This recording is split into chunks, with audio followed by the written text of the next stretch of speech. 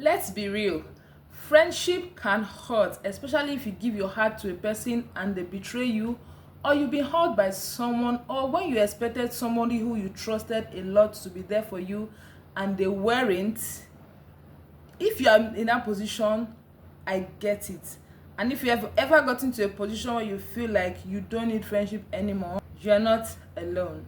But here's the truth: cutting people off doesn't always protect you. Sometimes it just keeps you from the healing God wants to bring through the right friendships. In this video, let's talk about why you still need friendship even after you've been hurt. So if this is something you're interested in, please keep watching while we go right into the video.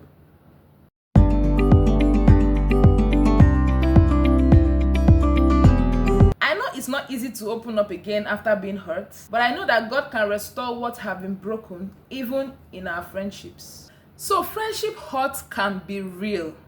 Betrayal of trust, disappointment, being let down. Oh, I know how this feels, and it can really, really hurt. So don't think that you are strange, or don't think that something is wrong with you for being very betrayed and being wary of going into another friendship. There's nothing wrong with you, and indeed you are doing something that seems like the right thing to be wary of being disappointed again and again. Now, it's true that you've been hurt, it's true that you've been disappointed, it's true that you've been let down, but let me just tell you something, and that is that cutting everyone off from your life is not the answer. Because avoiding people doesn't eliminate pain, it often deepens the level of your loneliness. When you avoid people, or because you've been hurt, you want to isolate yourself for some time, yes, you think that you are coming out of pain, but the loneliness you feel deepens because, again, you are alone. There's nobody to share this with, there's nobody to relate it to, and then you are just there by your own self. And this can really deepen the loneliness that you feel. Don't forget that you have been in a friendship and you have known what it looks like to trust somebody, but because your trust has been betrayed, you now withdraw, and that withdrawing might just make you have a sense of loneliness. And if you are not careful, it's okay to withdraw for some time, but if you stay in that for a long time, this will just deepen the loneliness that you feel, and that is not a good place to be. I understand that you want to heal, but healing in isolation is hard because we were created in the first place for connection. So when you want to heal in isolation, it's difficult and almost impossible because you are not created for isolation, you are created for connection. So the next thing you should do is to look for how to heal, and healing will ensure that you come out of that place of isolation, though it may be very difficult. But that's why healing is a process and it's not a one-day thing. And you have to open your heart and your mind to allow this process its due course. Don't underestimate the power of the right relationships. One way to heal from a hurt or a broken relationship is to get into the right relationship. But note, not immediately, and not to avoid allowing you the process to heal. Not every relationship is meant to stay. So that we're saying that you should have friendships and relationships with people does not mean that every friendship should come and they must stay. So if a friendship has come and that friendship is failing right now, note and be open to know that not every relationship is meant to stay. But the right relationship can help you grow, will help you grow, and help you heal in due course. So looking forward to another relationship, most especially a right relationship, is one way to heal, and it can help you heal and even help you heal faster than you will ever imagine.